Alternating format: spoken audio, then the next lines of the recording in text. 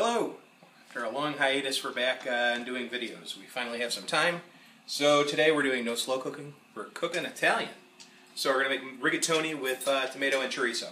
Start with a pot, it's already heated. Olive oil, how much? 2 tablespoons. 1 million. 2 1 million. I'm doing more than that, 3 1 million, because we're making a little more than the recipe calls for. I'm doing like 1.5 times. You got to get one of these if you're a real cook. We all have these. That's their issue now. Much like you would expect, there's going to be chorizo. Chorizo's not going in yet, but we've got 1.5 sweet onion that we're going to throw into the olive oil here. There we go. This is very exciting. I know how some of you get about watching the videos of this. I still haven't quite figured out what the draw is. I mean, I know I'm a handsome, handsome man, but other than that, I can't really see what the draw is of watching me cook.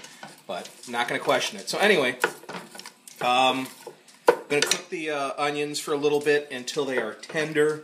So give me, I don't know, probably 5 minutes or so, and then we will come back and hit the next step. It's been about 5 minutes. Like I said, it's about 3-4 tablespoons of olive oil, 1.5 sweet onions, and then after you cook that for about 5 minutes, we've got 10 ounces of Spanish chorizo. Spanish chorizo, not the same as Mexican chorizo. Spanish chorizo is like salami. Mexican chorizo cooks more like almost like a ground meat. So unless you want like a fusion kind of recipe, don't use the Mexican. Make sure you're using the Spanish.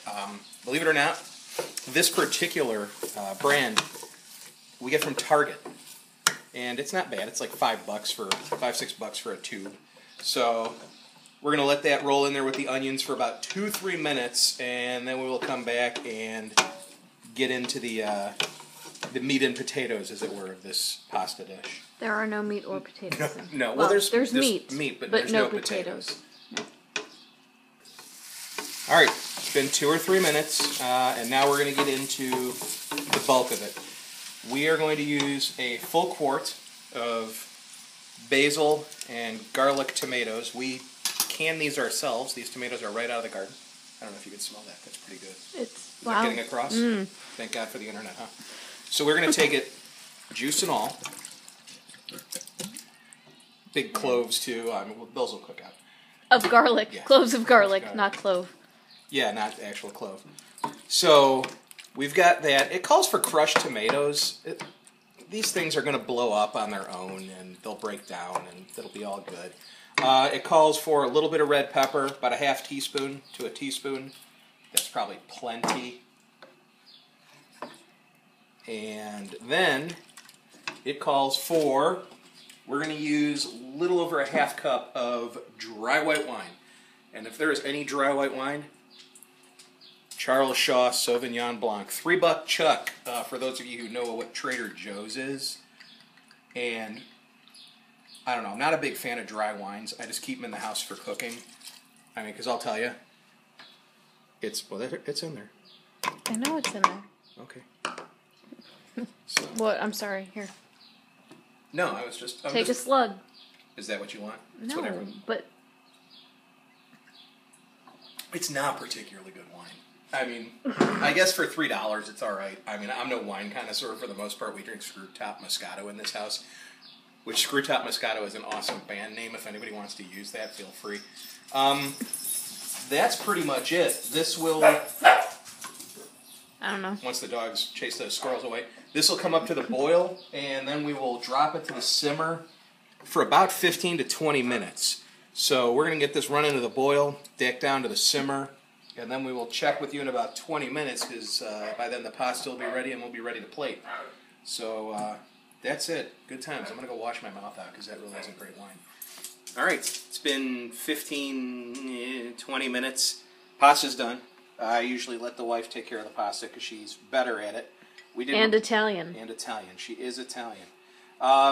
We did rigatoni, like I said, about a pound of it. It's al dente, which I went to school with him. Nice guy. There's that. Pasta done. So it's very nice. Here's the sauce. all a simmer. It's looking good. So I'm going to take it and just go over the top. The sauce isn't particularly thick. I suppose I could have cooked it down. You could do the trick where you cook some of the pasta water in with it to thicken it up, but I personally don't care. So, sorry. Oh, that looks so good. And then, that's it. And there's your sauce. No. A little thin. No, I haven't said. Parsley and shredded Parmesan.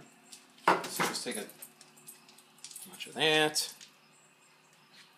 Look at that. Poof. I will taste it.